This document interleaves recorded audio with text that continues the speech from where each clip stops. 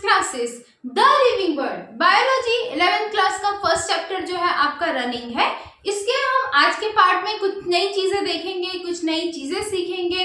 तो जो लोग भी चैनल में नए हैं वो चैनल को सब्सक्राइब कीजिए, लाइक कीजिए, शेयर कीजिए और सपोर्ट करने में कंजूसी नहीं करनी है। तो हम द लिविंग वर्ल्ड पढ़ रहे हैं, यही हम आगे कंटिन्यू करने वाले हैं। और इसमें जो जो चीजें मैंने पहले बताई है, जो लोग भी नए हैं वो लोग प्रीवियस वीडियोस जो है वो प्लेलिस्ट में अवेलेबल है, वो जाके देख लीजिए। देखो ये क्या है ना, ये आप लोगों का बेसिक एक कंसेप्चुअल क्लास है। इसमें आपको 11th में, जैसे आप 10th से 11th में आए हो ना, तो आपको अपना लेवल अप करने के लिए ये हेल्प करेगा। आपको समझना जरूरी है सारी चीजों को डिटेल में। तो हम कंटिन्यू करते हैं अभी, ठीक है। आज हमको क्या देखना है, नॉमेनक्लेचर। केमिस्ट्री में भी आपने नॉमेनक्लेचर के बारे में पढ़ा होगा, सुना होगा। हम केमिकल्स के, कंपाउंड्स के जब नाम रखते हैं तो उसको हम केमिस्ट्री में जो है वो नॉमेनक्लेचर बोलते हैं, ठीक है। अभी हमको किसका नामकरण करना है भैया, यहाँ पे हमको लिविंग बींग्स का, लिविंग थिंग्स का जो है वो नाम रखना है। देखो मैंने प्रीवियस क्लास में बताया था सिस्टमैटिक्स, टेक्सन, ये सारी चीजें जो हमने क्लासिफिकेशन देखी थी, इसमें बेसिकली वो क्या था कि किस तरीके से हम किसी भी लिविंग बीइंग का नाम रखते हैं, ठीक है। मेरा कोई भी नाम है जो मेरे पेरेंट्स ने रखा है वो उनकी चॉइस है, ठीक। कोई दूसरी कंट्री में रहते हैं, उनके नाम इंडिया के नाम से वेरी करते हैं। उसी तरीके से हर स्पीशीज का साइंटिफिक जो नेम होता है ना, वो किस बेसिस पे रखा जाता है, किस चॉइस पे रखा जाता है, कैसे उसको क्लासिफिकेशन करना है, ये सारी चीजें हम आगे देखते हुए चलेंगे। सबसे पहले यदि मैं बात करूं नॉमेनक्लेचर की, तो नॉमेनक्लेचर दो तरीके से होते हैं। पहला जो होता है वो वर्नाक्युलर नॉमेनक्लेचर या कॉमन नेम होता है। अब ये किस टाइप की चीज है, तो देखो घर में सबका कोई पेट नेम जरूर होता है, ठीक है। लोकली जो घर वाले, फैमिली वाले बुलाते हैं, जनरली चुन्नू मुन्नू इस टाइप से जो है नाम होते हैं ये लोगों के। बाहर बहुत अच्छे अच्छे नाम रखे जाते हैं, जो स्कूल का नेम बोलते हैं ना हम लोग, वो तो ऑफिशियली नेम अलग होते हैं। और कुछ लोकल एरिया या लोकल पीपल या जो आपके लव्ड वंस, जो आपका सर्कल होता है, वो क्या करते हैं, कॉमन नेम रख देता है।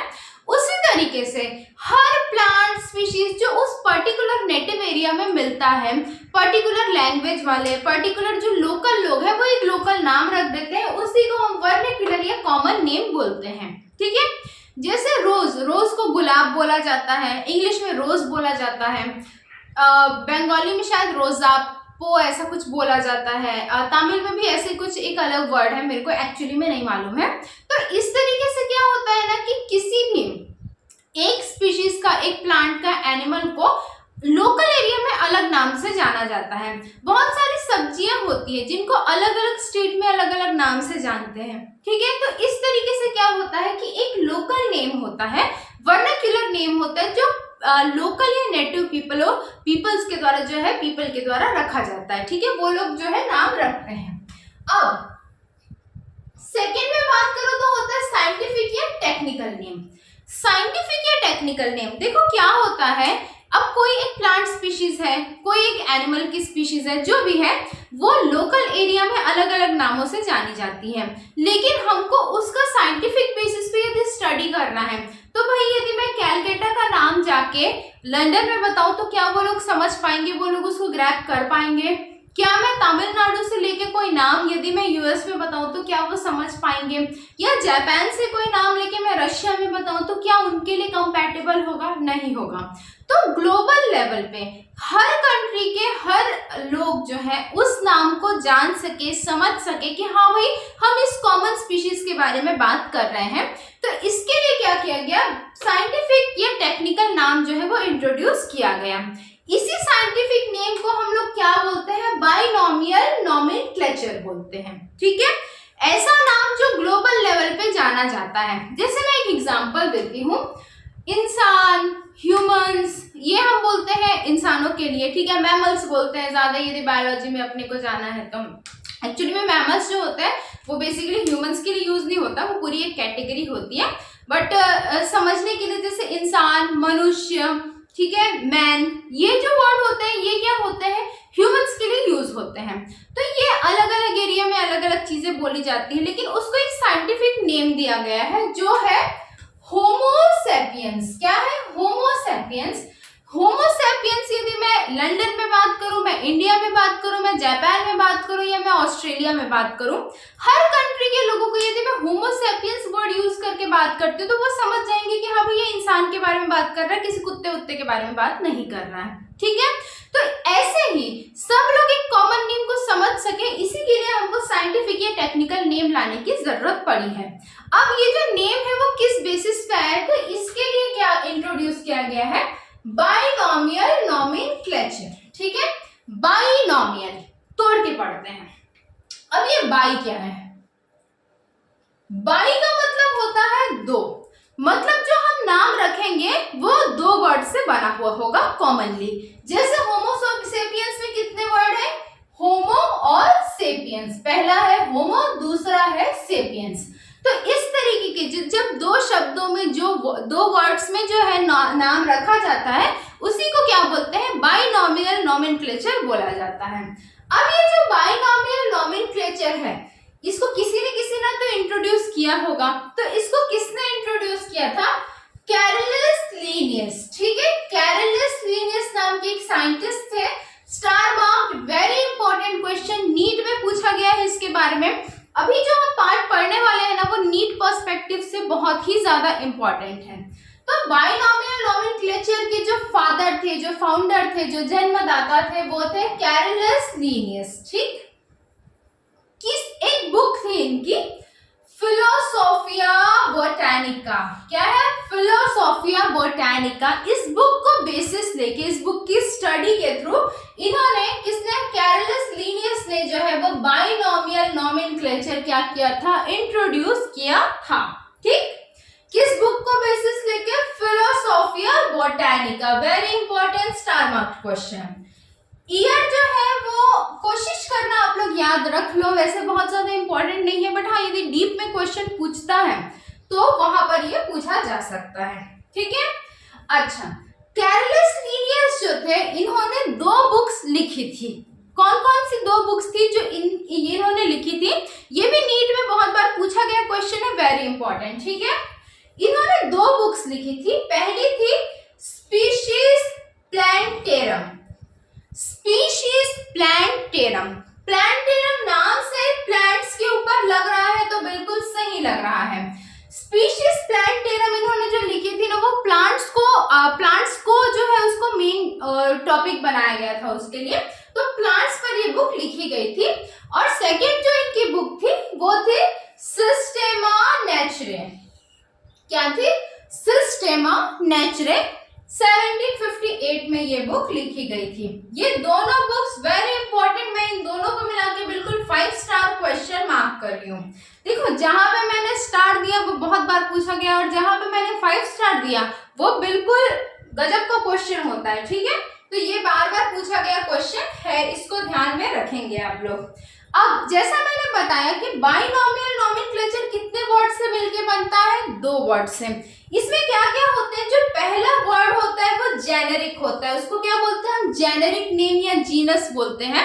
नेक्स्ट वीडियो में हम इसके बारे में देखेंगे।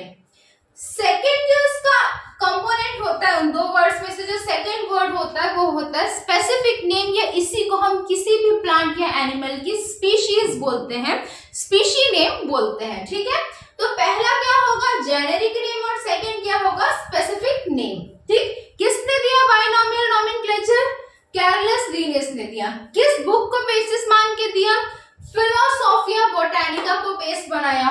कैरलस लीनियस ने कौन कौन सी दो बुक लिखी, स्पीशीज प्लांटेरम और सिस्टेमा नेचुरे। ठीक है, बाइनोमियल नोमेनक्लेचर का क्या मतलब होता है, दो वर्ड से मिलके बना हुआ होता है। फर्स्ट वर्ड क्या होगा, जेनेरिक होगा, सेकंड क्या होगा, स्पेसिफिक वर्ड होगा। अब अगेन जैसे होमो सेपियन मैंने एक एग्जांपल लिया हुआ है, तो होमो क्या होता है, जीनस नेम होता है, जेनेरिक नेम होता है। सेपियन क्या होता है, स्पेसिफिक या स्पीशीज नेम होता है। ठीक है, इसके बारे में बहुत सारे इंपॉर्टेंट स्पीशीज जिनका एनसीईआरटी में नाम गिवन है, साइंटिफिक नेम, वो मैं आपको नेक्स्ट क्लास में जो है वो बताऊंगी, एक्सप्लेन करूंगी अच्छे से। अब हमको कुछ रूल्स देखने हैं और रूल्स से पहले कुछ चीजें जाननी है। रूल्स जो है वो डिटेल में मैं नेक्स्ट क्लास में बताऊंगी। अभी क्या है, अपने पास बोर्ड जो है वो बिल्कुल एनालॉग है भाई, डिजिटल है नहीं, तो इसमें सारी चीजें हमको खुद से करनी पड़ती, तो स्पेस थोड़ा कम हो जाता है। नेक्स्ट वीडियो में मैं अच्छे से बताऊंगी। आप लोगों का सपोर्ट रहा तो जल्दी हम डिजिटल बोर्ड में स्विच करेंगे, ठीक है। तो देखो क्या होगा, 5 कोड्स ऑफ नॉमेनक्लेचर। नॉमेनक्लेचर के रूल्स जानने से पहले हमको उनके कोड्स जानने हैं। अब ये कोड्स किस लिए हैं कि नॉमेनक्लेचर हमको किनका किनका रखना है, किनका किनका नाम हमको रखना है, ठीक है। फर्स्ट जो इसका कोड है वो क्या है, international code of botanical nomenclature. Botanical मतलब क्या हो गया, प्लांट्स। क्या हो गए, प्लांट्स। तो हमको इसमें किसके नाम के बारे में पढ़ना है, प्लांट्स के नाम के बारे में पढ़ना है। ICBN इसका एब्रिविएशन है, इसका फुल फॉर्म आपको ध्यान रखना है। यदि कहीं पे मैं ICBN बोलूं या एग्जाम में ICBN लिखा हुआ है तो आपको समझ जाना है कि इसका क्या मतलब है, international code of botanical nomenclature, ठीक है। सेकेंड यदि मैं बात करती हूँ तो क्या है, international code of zoological nomenclature. कौन सा है, जूलॉजिकल। जूलॉजी जो है वो एनिमल्स की स्टडी से रिलेटेड है, ठीक है। तो जूलॉजी में हम किसका नाम रखेंगे, जूलॉजिकल में एनिमल्स के नाम हम रखेंगे। तो पहले में हम किनका नामकरण करेंगे, प्लांट्स का, दूसरे में किसका करेंगे, एनिमल्स का। अब आते हैं, अच्छा international code of zoological nomenclature का जो एब्रिविएशन है वो क्या है, ICZN, ठीक है, ICZN। नेक्स्ट यदि मैं आऊं तो इंटरनेशनल कोड ऑफ जो है, ये इतना जो पार्ट होता है ना वो कॉमन है, तो मैंने यहाँ पे लिखा नहीं है अभी, क्योंकि मेरे को पता है आप लोग इतने समझदार तो हो ही, ठीक। तो इंटरनेशनल कोड ऑफ क्या होगा, बैक्टीरियोलॉजिकल नॉमेनक्लेचर। बैक्टीरियोलॉजिकल नॉमेनक्लेचर, इसको हम कैसे डिनोट करते हैं, ICBECN। ICBECN international code of bacterial nomenclature, ये लिखा हुआ है। इसका फुल फॉर्म पूछा जाता है, आपको बिल्कुल बताना है that IC is international code of BAC for bacterial and N for nomenclature, ठीक, got it। चलो नेक्स्ट यदि मैं बात करूं तो क्या है, international code of viral nomenclature. Bacteriological nomenclature में हमको बैक्टीरियाज के नाम लिखने हैं। बैक्टीरिया अलग चीज होती है, वायरस अलग चीजें होती हैं, ठीक है। इनके बारे में हम आगे के वीडियोस में देखते हुए चलेंगे। तो बैक्टीरियोलॉजिकल नॉमेनक्लेचर एक अलग चीज हो गई, और क्या है, वायरल नॉमेनक्लेचर। कोरोना वायरस हर कोई जानता है, तो उसका नाम जो कोरोना पड़ा, ठीक है, किस फैमिली से आता है, वो किसने लिखा होगा, international code of viral nomenclature को बेस लेके उसका नामकरण किया गया होगा, ठीक। नेक्स्ट यदि मैं बात करूं तो है इंटरनल नहीं है, ये एक्चुअली में थोड़ी सी राइटिंग मिस्टेक हो गई, ये भी क्या है, इंटरनेशनल है, ठीक है। International code of nomenclature for cultivated plants. तो कल्टीवेटेड प्लांट्स के लिए जो इंटरनेशनल कोड ऑफ नॉमेनक्लेचर है, ठीक है, इसको बिल्कुल कंफ्यूजन नहीं रखना है, इंटरनेशनल है ये, जल्दी में इंटरनल मैंने लिख दिया था। तो international code for nomenclature of cultivated plants, ठीक है, कल्टीवेटेड प्लांट्स। अब ये कल्टीवेटेड प्लांट्स क्या होते हैं, एग्रीकल्चरल जो क्रॉप्स होते हैं, जैसे आपका पैडी हो गया, वीट हो गया, मेज हो गया, इस तरीके के जो भी क्रॉप्स जो एग्रीकल्चरल होते हैं, जो फील्ड्स में उगाए जाते हैं, जैसे कि चावल के बारे में आपने सुना होगा, HMT होती है, बासमती होती है, मोगरा बासमती होती है। तो इस तरीके से जो वेराइटीज है, इनके साइंटिफिक नेम किस बेसिस पे पढ़ते हैं, उन सब के लिए क्या किया जाता है ना कि international code of nomenclature for cultivated plants जो है वो इंट्रोड्यूस किया गया है। तो ये सारी चीजें हमको अच्छे से देखनी है, पढ़नी है। इस पार्ट का मैंने रिवीजन आपको साथ ही साथ करा दिया था। ये वाला जो है, इसमें से क्या क्या है, ICBN international code of botanical nomenclature, then ICZN code of zoological nomenclature, then ICBECN bacteriological nomenclature, then viral nomenclature and then nomenclature for cultivated plants। इन सब के बेसिस पे सारे के सारे लिविंग बींग्स को हम क्या करते हैं, कैटेगराइज करते हैं और उनको पर्टिकुलर नेम दिया जाता है, प्रोवाइड किया जाता है। इसको कैसे हम कैटेगराइज करेंगे, इनके रूल्स क्या क्या है नॉमेनक्लेचर के, वो वीडियो में देखेंगे। इसके अलावा हम टेक्सोनॉमिक क्लासिफिकेशन भी जो है वो नेक्स्ट वीडियो में कंटिन्यू करेंगे। ठीक है, तो मिलते हैं चलो फिर अगली क्लास में, और सपोर्ट करने में कंजूसी नहीं करनी है। See you then, okay bye bye, take care.